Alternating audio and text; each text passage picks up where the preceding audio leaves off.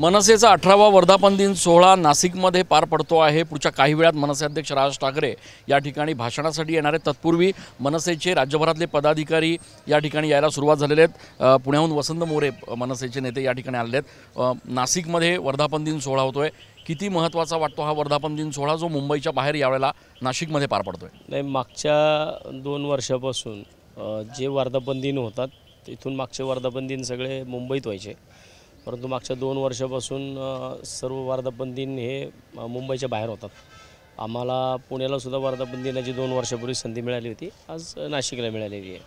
त्यामुळं आणि निवडणुकीच्या तोंडावरती या मेळाव्याला अनन्यसाधारण महत्त्व आहे। साहेब आज काय भूमिका घेतात किंवा काय भूमिका मांडतात यासमोर फक्त महाराष्ट्र सैनिकांचंच नाही तर संपूर्ण राज्यातील सगळ्या पक्षांचं लक्ष आज लागलेलं आहे। नाशिकमध्ये तुम्ही दाखल होत असताना कशा पद्धतीचा माहोल वाटतोय? अतिशय चांगलं वातावरण। मी काल रात्रीच नाशिकमध्ये आलोय। काय तुम्ही अजूनही पालकत्वाची वाट पाहताय? 95,000पेक्षा अधिकच्या कुटुंबाचे आयुष्य आनंदाने भरले आहे। आजच कॉल करा आणि मिळवा फर्टिलिटी ट्रीटमेंटवर सूट आणि सर्वांना द्या आनंदाची बातमी। संपूर्ण नाशिकमध्ये मी खरंच तर नाशिकमधल्या सर्व पदाधिकाऱ्यांचं तसेच या ठिकाणी असणाऱ्या आमचे किशोर भाऊ असतील किंवा गणेश सातपुते असतील यांचंसुद्धा मनापासून अभिनंदन करेल। विशेषतः या नाशिकमधील सर्व महाराष्ट्र सैनिक अतिशय चांगल्या पद्धतीचं वातावरण त्यांनी नाशिकमध्ये केलेलं आहे। सगळ्या मनसैनिकांचं लक्ष, राज्यभरातल्या सगळ्या पक्षांचं लक्ष लागलंय की आज काही भूमिका जाहीर करतात का? अपेक्षा काय आहे नेमकी? आज लोकसभेच्या अनुषंगानं काहीतरी भूमिका साहेबांनी जाहीर करावी? अपेक्षा तर खूप आहेत, परंतु आता साहेबांच्या भूमिकेवरती सगळं अवलंबून आहे। एकूण मनसेच्या सगळ्या पदाधिकाऱ्यांशी, कार्यकर्त्यांशी चर्चा करत असताना काय सूर येतोय, काय चर्चा होत आहेत?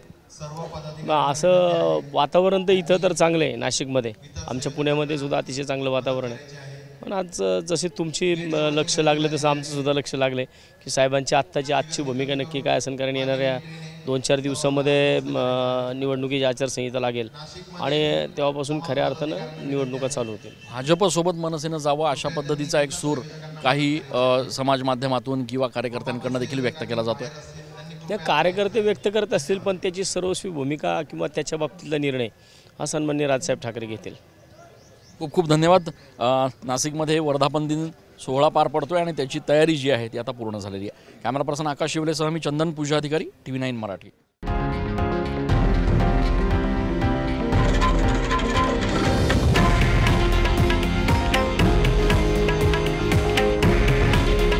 हे आहे देशातील नंबर 1 न्यूज नेटवर्क आणि आपण पाहत आहात TV9 मराठी। काळजी तुमची, हित महाराष्ट्राचं।